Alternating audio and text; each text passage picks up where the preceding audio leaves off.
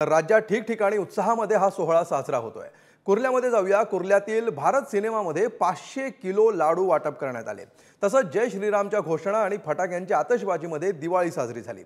याचा आढावा घेतला आमचे प्रतिनिधी धनंजय दळवी यांनी। अयोध्येमध्ये प्रभू श्री रामचंद्रांची प्राण प्रतिष्ठापना झालेली आहे।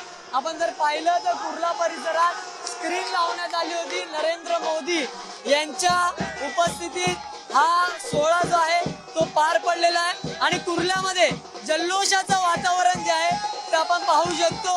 सगळ्यांमध्ये जल्लोषाचं आणि उत्साहाचं वातावरण आहे। जय श्रीरामच्या घोषणा ज्या आहेत त्या दिल्या जात आहेत। फटाक्यांची आतिषबाजी केली जाते आहे।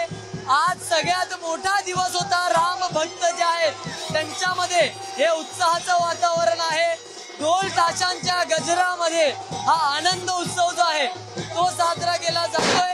देशभरात उत्साहाचं वातावरण आहे। ज्या क्षणाची वाट सगळे राम भक्त पाहत होते तो क्षण अखेर आलेला आहे आणि रामलल्लाची प्राण प्रतिष्ठा अयोध्येमध्ये नरेंद्र मोदी यांच्या उपस्थितीत झालेली आहे। आणि आपण जर पाहिलं तर हे जल्लोषाचं चित्र आहे राम भक्तांचं आणि सगळे श्रीरामाच्या भक्तिमय वातावरणात दंगून गेलेले आपल्याला पाहायला मिळत आहे। राम भक्तांचा उत्साह जो आहे तो शिगेला पोहोचलेला आपल्याला पाहायला मिळतो आणि ते आनंदमय वातावरण जे आहे ते राम भक्तांमध्ये देशभरात आपल्याला पाहायला मिळते। व्हिडिओ जर्नलिस्ट वेदांत मी धनंजय दळवी, पुढारी न्यूज, मुंबई।